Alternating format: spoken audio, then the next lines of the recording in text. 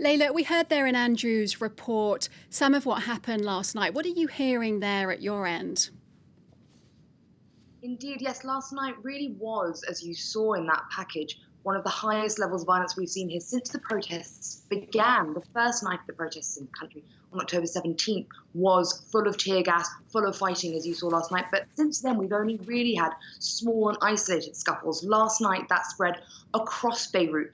And it actually started earlier in the day because protesters said they wanted to take back Parliament, go into Parliament, which has been blocked off to them for the last 2 months by riot police and barriers. So they started trying to remove those barriers, and that's when the security forces came in extremely hard. And there were also supporters of the Shia parties, Amal and Hezbollah, who came in to fight with protesters as well.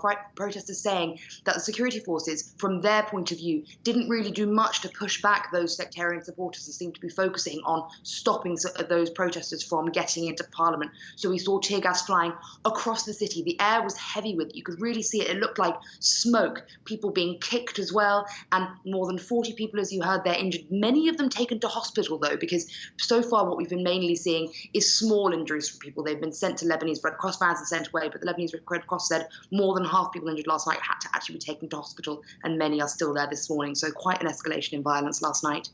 Now, those talks for forming a new government in deadlock, what can we expect next on those? Well, this is one of the reasons why people are so angry, because it's nearly 2 months now since Prime Minister Saad Hariri resigned. The country has been under a caretaker government led by him.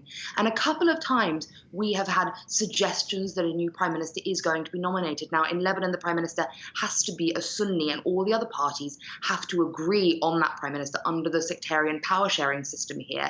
And the problem is there isn't really anyone who is palatable to all the other parliamentary blocs other than Saad Hariri. So we had one person nominated a few weeks ago, and immediately he pulled out when it just became clear protesters took to the streets as soon as his name was nominated, Mohammed Safadi, because he was another billionaire businessman. People said, we don't want another elite man running this country, so he pulled out. And then just last week, there was another person who'd been nominated, Sameh Khatib. Now, people thought he might work because he has no political history, so he really is a political novice. He's a businessman, and people thought maybe he would be acceptable as some sort of technocrat, which is what people are calling for.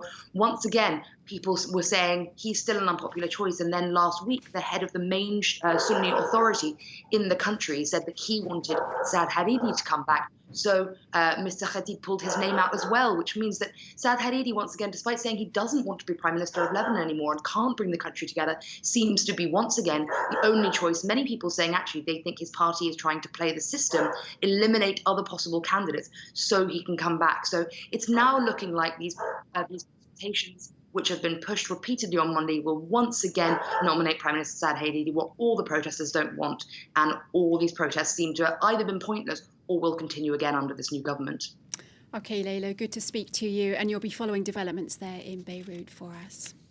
Layla Molana.